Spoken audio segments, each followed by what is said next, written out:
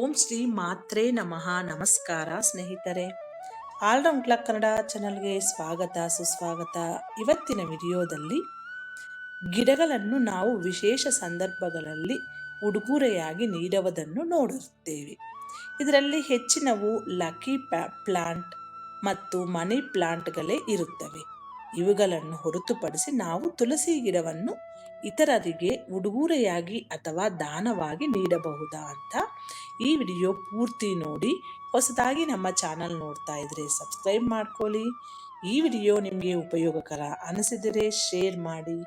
ಇವತ್ತಿನ ವಿಡಿಯೋದಲ್ಲಿ ಹೈಲೈಟ್ಸ್ ಏನಂದ್ರೆ, ತುಳಸಿ ಗಿಡವನ್ನು ಉಡುಗೊರೆಯಾಗಿ ನೀಡಬಹುದಾ, ಎರಡನೆಯದು ತುಳಸಿ ಗಿಡವನ್ನು ದಾನ ಮಾಡಬಹುದಾ, ಮೂರನೆಯದು ತುಳಸಿ ಗಿಡ ದಾನ ಮಾಡುವ ದಿನ. ಪ್ರತಿಯೊಂದು ಹಿಂದೂ ಮನೆಯ ಅಂಗಳದಲ್ಲೂ ಪವಿತ್ರ ತುಳಸಿ ಗಿಡವನ್ನು ನೆಡಲಾಗುತ್ತದೆ ಹಾಗೂ ಪ್ರತಿನಿತ್ಯವೂ ಈ ತುಳಸಿ ಗಿಡಕ್ಕೆ ಪೂಜೆಯನ್ನು ಮಾಡಲಾಗುತ್ತದೆ. ಮನೆಯಲ್ಲಿ ತುಳಸಿ ಗಿಡ ಇಡುವುದನ್ನು ತುಂಬಾನೇ ಮಂಗಳಕರವೆಂದು ಹೇಳಲಾಗುತ್ತದೆ. ತುಳಸಿಯು ಆ ಮನೆಯ ಅಭಿವೃದ್ಧಿಯ ಸೂಚಕವಾಗಿದೆ. ತುಳಸಿ ಹಸಿರಾಗಿ ಬೆಳೆದಷ್ಟು ಆ ಮನೆ ಅದೃಷ್ಟ ಹೆಚ್ಚಾಗುತ್ತದೆ ಎನ್ನುವ ನಂಬಿಕೆ. ತುಳಸಿ ಗಿಡವನ್ನು ಮನೆಯಲ್ಲಿ ಇಡುವುದಕ್ಕೆ ಅದರದ್ದೇ ಆದ ನಿಯಮಗಳಿವೆ. ಆ ನಿಯಮಗಳ ಪ್ರಕಾರವೇ ತುಳಸಿಯನ್ನು ಇಡಬೇಕು. ಕೆಲವೊಂದು ಸಮಯಗಳಲ್ಲಿ ತುಳಸಿಯನ್ನು ಮನೆಗೆ ತರಬಾರದು ಎಂದು ಹೇಳಲಾಗುತ್ತದೆ. ಆದರೆ ಕಾರ್ತೀಕ ಮಾಸದಲ್ಲಿ ತುಳಸಿಯನ್ನು ಮನೆಗೆ ತರುವುದು ಅಥವಾ ಮನೆಯಲ್ಲಿ ನೆಡುವುದು ಅತ್ಯಂತ ಮಂಗಳಕರವಾಗಿರುತ್ತದೆ. ತುಳಸಿ ಗಿಡದ ಕುರಿತು ನಾವು ತಿಳಿದುಕೊಳ್ಳಬೇಕಾದ ಇನ್ನೊಂದು ವಿಚಾರವೇನೆಂದರೆ, ತುಳಸಿಯನ್ನು ನಾವು ಇತರರಿಗೆ ಉಡುಗೊರೆಯಾಗಿ ನೀಡಬಹುದೇ ಎಂಬುದಾಗಿದೆ. ತುಳಸಿಯನ್ನು ಉಡುಗೊರೆಯಾಗಿ ನೀಡಬಹುದೇ ಅಥವಾ ಬೇಡವಾ ಅಂತ ಈ ವಿಡಿಯೋದಲ್ಲಿ ನೋಡೋಣ. ಮೊದಲನೆಯದು, ತುಳಸಿಯನ್ನು ಇವರಿಗೆ ಗಿಫ್ಟ್ ನೀಡಬೇಕು. ನೀವು ಯಾರಿಗಾದರೂ ಇತರರಿಗೆ ತುಳಸಿಯನ್ನು ದಾನವಾಗಿ ನೀಡಲು ಬಯಸಿದರೆ ಅಥವಾ ತುಳಸಿ ಗಿಡವನ್ನು ಉಡುಗೊರೆಯಾಗಿ ನೀಡಲು ಬಯಸಿದರೆ ಸ್ವತಃ ನೀವೇ ಅದನ್ನು ಖರೀದಿಸಿ ಅವರಿಗೆ ಉಡುಗೊರೆಯಾಗಿ ನೀಡಬೇಕು. ಬೇರೆಯವರು ನಿಮಗೆ ನೀಡಿದ ತುಳಸಿಯನ್ನು ಇನ್ನೊಬ್ಬರಿಗೆ ಗಿಫ್ಟ್ ಆಗಿ ನೀಡಬಾರದು. ಇದಲ್ಲದೆ ನೀವು ಯಾರಿಗೆ ಗಿಫ್ಟ್ ಆಗಿ ತುಳಸಿಯನ್ನು ನೀಡಬೇಕೆಂದುಕೊಂಡಿರ್ತೀರೋ ಆ ವ್ಯಕ್ತಿ ಅದನ್ನು ಸಂಪೂರ್ಣ ಕಾಳಜಿಯಿಂದ ನೋಡಿಕೊಳ್ಳುತ್ತಾನೆ ಇಲ್ಲವೋ ಎಂಬುದನ್ನು ತಿಳಿದುಕೊಂಡಿರಬೇಕು.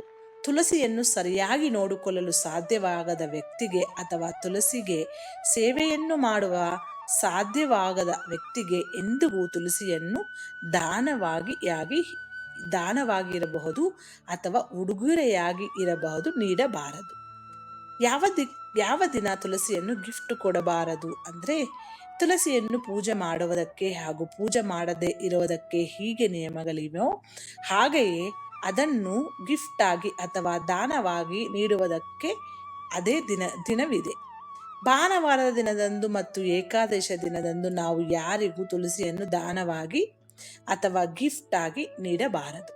ಈ 2 ದಿನವನ್ನು ಹೊರತುಪಡಿಸಿ ಇನ್ಯಾವುದೇ ದಿನದಂದು ನೀವು ತುಳಸಿಯನ್ನು ಗಿಫ್ಟ್ ಆಗಿ ನೀಡಬಹುದು.